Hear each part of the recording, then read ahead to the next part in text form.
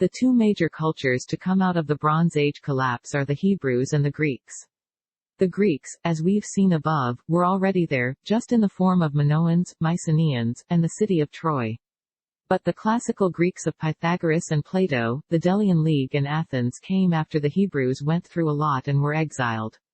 So, I'm going to start with them first. Archaeologists discovered a Merneptah stele around 1896. It says, "The Canaan has been plundered into every sort of woe, Ashkelon has been overcome, Gezer has been captured, Yanam is made non-existent. Israel is laid waste and his seed is not." This suggests that Israel is one of 4 Canaanite groups. The Judahites would distinguish themselves from the Canaanites. But they also distinguish themselves from the northern Israel kingdom. And yet, they always dreamed of having a unified Israel-Judah monarchy. So, it's safe to ignore what the Judahites say they are compared to the northern Israelites and associated Canaanite regions. It's highly probable that the Judahites and Israelites both emerged out of the Bronze Age Canaanite culture. We can already see that when discussing the Old Testament and the Hebrews, we have to realize the Old Testament is, for the most part, told from the perspective of the southern Judahites. Genesis chapter 49 verse 10 says the scepter shall not depart from Judah, not Israel, or the unified monarchy of David. It doesn't say the scepter shall depart from Egypt, doesn't know of the Greeks, the Chinese, or of the Africans. It says southern Judah is the center of the universe. The Old Testament is clearly from a Judahite perspective. But Judah was not advanced enough in terms of making literature till King Josiah around 640 to 610 BC. Scholars are able to find many instances of place names and people, and events that reflect a 600 BC reality. Abraham, for one, says his father was a Chaldean in Genesis chapter 11 verse 28, and Haran died before his father Terah in the land of his nativity, in Ur of the Chaldees. The Chaldean Babylon was from 900 to 600 BC. This proves that Abraham is made up by the Judahite writers of 600 BC timeframe. In 2 Kings 22-8, and Hilkiah the high priest said unto Shaphan the scribe, I have found the book of the law in the house of the Lord. And Hilkiah gave the book to Shaphan, and he read it. More like he wrote it and then came out and said, Look what I found in the back of my room. The reason the southern Judahites are the ones to write the history is because the northern Israelites were conquered and taken away, never to be seen again.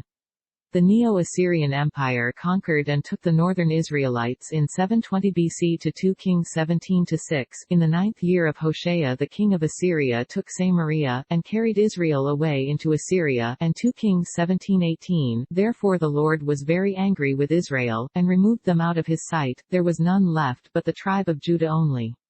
See, back then, states went to war to get slaves and skilled workers to make their temples and do the farming and so forth. Israel became prosperous around 800 to 720 BC and hence became a target.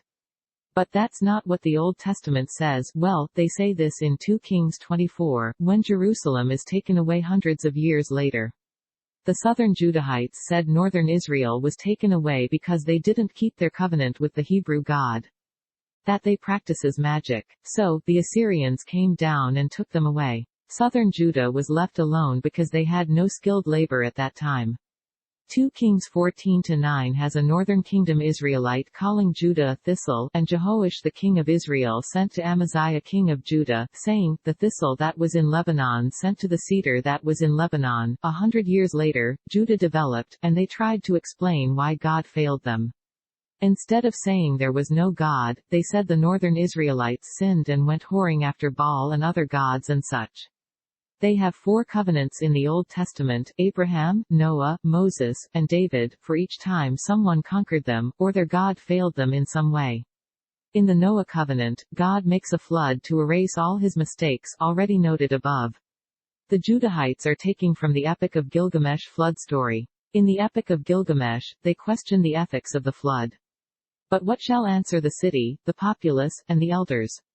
A few pages later, how could I say evil things in the assembly of the gods?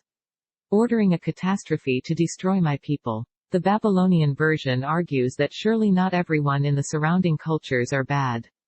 There's probably just a few bad people. But the Old Testament version says all other than Judahites are evil and causes a flood to wipe them all out. And really, the Judahite makes the flood story to wipe out all non-believers. In the book of Jasher, which I showed above, the book of Joshua gave scriptural authority, book 6:19, and Noah, with a loud voice, answered them from the ark, saying, Have you not all rebelled against the Lord, and said that he does not exist? And therefore the Lord brought upon you this evil, to destroy and cut you off from the face of the earth. See, the Old Testament is written from the believe in God perspective. Psalms 1-1 Blessed is the man that walketh not in the counsel of the ungodly. Psalms 14-1 The fool says in his heart, There is no God. Also Psalms 53-1 One of the major theological writings that reflects these changes is Moses and the Exodus. The Exodus gets dated variously from 1500 to 1200 BC depending on what argument is disproved by archaeology, or just looking at the Old Testament. The archaeological disproof is almost easy, there's no Egyptian records of such an event ever taking place. Not just records inside Egypt, but the Egyptians had walls towards Sinai, called the Way of Horus. There was one road in and out of Egypt from Sinai, and the Egyptians blocked it. Inscriptions at Karnak say they had 11 fortresses with walls connecting them. Here's one picture of these walls and fortresses. One can find historical and literary evidence to disprove both the Exodus and Moses. Psalm 78 is an Exodus without Moses. Instead of Moses parting the seas, God does. Psalm 78-13 He divided the sea, and caused them to pass through, and he made the waters to stand as an heap. Psalm 78-16 He brought streams also out of the rock, and caused waters to run down like rivers. Psalm 78-24 And had rained down manna upon them to eat, and had given them of the corn of heaven.